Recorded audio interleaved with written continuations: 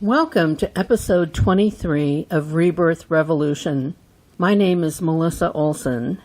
I was filling out some information about the Rebirth Revolution podcast the other day, and part of the deal was I needed to tell them what category the podcast belonged in. A few of the choices seemed relevant, like self-help, religion and spirituality, and society and culture. So I asked a few listeners which they thought was most appropriate. I got 3 different answers. It would probably be advantageous to only fit in one category, but the revolution we are currently experiencing is one that does not recognize conventional wisdom boundaries. We put things into categories because the act of defining anything automatically creates its boundaries. It creates limitations. But as Lauryn Hill said, everything is everything. There are no dividing lines. We are here on a spiritual journey, which you can call something else, but that feels the most universal and inclusive. Spirit is everywhere and everything. The rest of it boils down to arenas in which you play out your spiritual journey by making choices that will either move you forward or backward. In this last week, there was a vote about whether or not to hold the president accountable for choices he made. One politician said that he must vote guilty because, quote, as a senator juror, I swore an oath before God to exercise impartial justice. I am profoundly religious. My faith is at the heart of who I am. Unquote. Another politician who voted to acquit said, quote, when I go to meet God at the pearly gates, I don't think he's going to ask me, why didn't you convict Trump? He said, I may be wrong, but I don't think that's going to be at the top of the list. Unquote. It might be easy to simply see the wrongdoings as acts that the president will have to account for in the grand scheme of things, but that is not the full extent of it. The first politician is right. The votes of those who have sworn to a duty to uphold the laws in the Constitution are of equal importance. This is the moment when they must choose to either uphold their duty or choose what they know to be wrong out of fear or misplaced loyalty. Their soul is on the line, too. Part of why we are in the place we are right now is because we have convinced ourselves that there is a separation. We have this goofed up notion that earth matters have no connection to spiritual matters, that what happens on Sunday has no connection to choices you make on Wednesday. Everything is everything. The choices that politicians make are choices that they will all be held accountable for when they leave this school, just like everyone else. Every business person who has turned their back on what they know was right for the sake of expediency or profit will be asked to explain. Every parent who didn't do right by their children will be asked to explain. Every person who has done harm to another will be asked to explain. There are no boxes you can hide in that eliminate this natural law.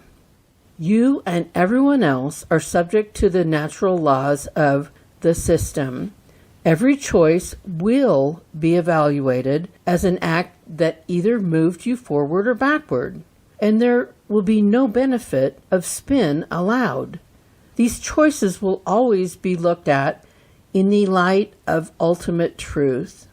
There is no this side versus that side.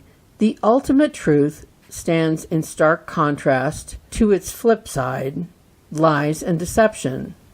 The way you do anything is the way you do everything. Those who make the right choices, knowing full well that they will face backlash, will swiftly move to higher levels. Those who make the wrong choices to keep from facing backlash will swiftly move to lower levels. If you willingly betray yourself by choosing that which you know to be wrong, it only makes it easier to slide off into that ditch through repeated acts of self-betrayal.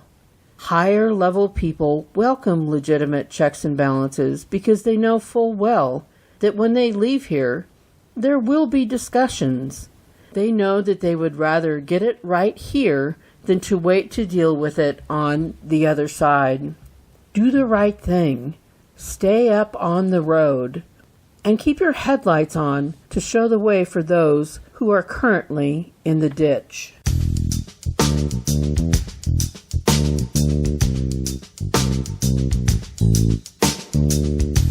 Since this is the week of Valentine's Day, let's talk a bit about the relationships that fall into the category of romantic connections. Many seek to find a romantic relationship that will fill in the gaps of what we don't know how to give ourselves. Others know that this is just another arena in which to work on our growth. In all cases, the people we allow to be the closest to us will reveal the lessons that are available to be mastered. The culture tells us that our romantic partner was put on this earth to worship and adore us. That's a tall order, and it would indicate that we are completely done growing into our best version, our highest level. That view is also narrowed to what someone can offer us and not what we have to offer. We are often angry that others are who they are because it's not who we want them to be. At the same time, we're indignant that they don't accept us exactly as we are. We need to stop clinging to the concept that if we fall in love, the object of our affection will understand and accept us in a way that we are not capable of doing on our own. The job of understanding and accepting you is yours to do. The only thing someone outside of you can contribute is the ability to help you see your blind spots about yourself. That's a powerful gift, but never something that is imagined when people think that they'll find a partner who will simply adore them, their every thought, and their every action. Other people can only understand the parts of us that we decide to reveal to them, plus the parts that are obvious to everyone but us. They can't know your every thought and emotion that has gathered since you were born and before. No one else will ever fully understand your internal landscape. Only you can know what your experiences and the takeaway from each experience add up to. You are the only person who can truly decide if you are on your path, and only you can decide to forgive yourself for the times that you have not been on your path or lived up to who you thought you could be.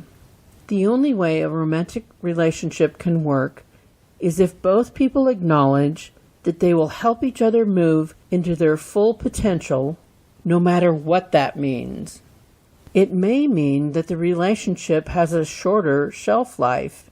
Not all are meant to last a lifetime. A love can either be the lesson or the support through all of life's lessons. We're all here to learn lessons. Some people choose romantic partners who create the safe space in which to recover from the lessons that the world would have us learn. Others learn some of the deepest lessons through their relationships. This can sometimes be done the hard way. Keep in mind that you are never called upon to live a life of agony. You are not expected to simply endure bad relationships. You are not designed to be a victim. You deserve to live a life that is full of joy. You deserve to be supported by your partner. You are not here to save someone else. That is their work to do. No one else is here to save you. In choosing a romantic partner, you must determine whether they are the lesson or if they are the person who will help you through your lessons. A person who is a lesson will challenge something in your thought and behavior patterns that you need to grow past, such as a partner who makes you feel insecure or inadequate on a regular basis. They are there to challenge your perceptions of self. Chances are they will never stop seeing you as someone who is not enough, and their behavior will not improve over time.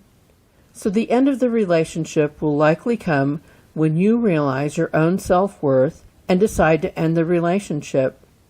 Or if you choose someone who is disrespectful and untrustworthy, you can grow to the point of understanding that you must rely on yourself and that it's a form of self-abuse to stay in the situation. Again, this is a lesson that will most likely culminate in the end of the relationship. These types of relationships are extremely useful in coming to hard realizations, but they are never meant to be a life sentence. These are not the situations into which you should pledge your life and future. Since we become bored with a subject once we have mastered it, choosing a mate who is a lesson also ensures that you will have difficulty finding a reason to stick around once the lesson has been learned. Maybe you need to go through some lessons before you are ready to truly appreciate a person whose desire is to truly be your ally while you go through the other lessons life will dish out. Sometimes you are attracted to people whose wounds match your own. This would be great if two negatives automatically equaled a positive. They don't. If neither of you know what to do with this scenario and you don't get help, you will just make each other's wounds deeper. Your wounds will be called forward, but you won't know what to do once they are out in the open. The more you are willing to tolerate and the more shame you are willing to take on for another person, the more you are likely to attract every sort of unsavory character. The lack of a solid boundary and willingness to accept less than you deserve shines like a beacon, calling out to every abuser, cheater, and miscreant for miles around.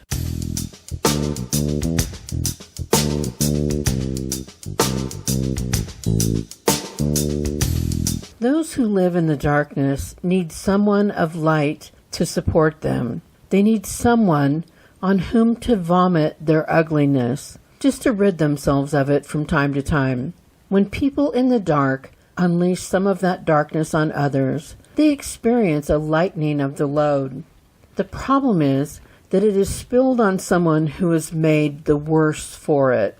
Of course, it is your duty to recognize whether you are someone else's lesson or true ally. You should only enter into a marriage or long-term commitment if you know that you are willing to help that person through life, knowing full well that they will change and grow and stumble along the way. The only way to truly know this is if you are together long enough to go through some challenges. Only then will you know if you are willing to be the ally who can make their journey more meaningful and a greater success in terms of ultimate growth. Prior generations had to devote so much of their time and energy to simply surviving on a planet that was not fully developed. They knew how to choose a life partner who could share the work and struggle of survival. They did not expect to be soulmates. They often lived lives that were contained in a relatively small circle with limited exposure to people or thoughts that were not the societal norm. We now live on a planet where much of our work is automated, and we live in a state of constant change and exposure to that which we do not know. This is an extremely ripe time for spiritual growth, as we have the ability to expand our awareness every hour of every day. We are losing the confinement of gender expectations and living in a time when people have the ability to craft a life unlike any that their ancestors could have imagined. All of this calls for a completely different take on romantic relationships. We need a different definition. We need to recognize that the goal of each partner is to grow into that which they came here to become. No one has the right to limit who the other person can be.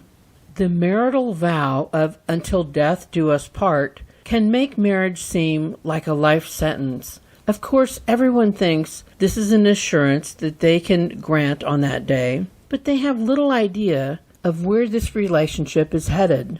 They also don't know what life will bring their way.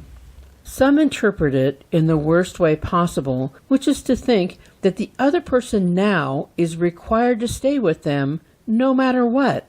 That mindset can turn powerfully destructive in a heartbeat. Your marriage can never be the excuse for a lack of growth. It is not a place to hide from the work you are here to do. A marriage only makes sense if you are able to support each other through your individual journeys towards completeness. That requires each partner to accept and to be excited about the fact that they have no idea who this person will turn into. Their fear of the unknown cannot be used as an excuse to stymie their partner. In a situation where partners have outgrown one another, the phrase, "until death do us part," takes on a different meaning. Once you feel that the person you are and the person you want to become cannot exist within your marriage, you can see that as a death. Would you rather part and continue your growth, or would you resign yourself to the death of who you are meant to be and what you came here to do? Is there a way you can become who you were meant to be while making space for the other person to grow in another direction? This is not easy stuff, nor is it a situation that can easily be labeled a success or failure. The culture tells us that any couple who have been married for a very long time, well, that's a huge success. But in reality, they may have constructed a hell on earth that neither of them know how to escape. Others may have a marriage that didn't last a lifetime. As long as each of us make the choices that honor the importance of every relationship we select, we continue to act with integrity, love, and compassion, no matter the outcome, then we're doing the work we came here to do. Love takes many forms, and not all of them require that we live under the same roof.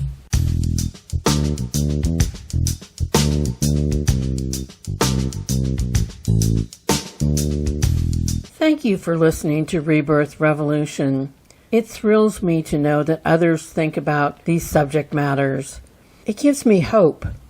We have new listeners in Michigan and California. Welcome. Thanks to our listeners in the UK as well. I really appreciate you. Any help you could give me in getting the word out about this podcast would be greatly appreciated. If you could like and review us on Apple Podcasts, that would be great. We can be found everywhere podcasts exist and on YouTube. If you have any questions for us, email us at rebirthrev@gmail.com or leave a comment on rebirthrevolution.com. Until next week, be open, be aware, watch for clues, and write yourself a Valentine. Remember, you are loved exactly as much as every other person on the planet, not 1 ounce more or 1 ounce less. Have a love-filled week.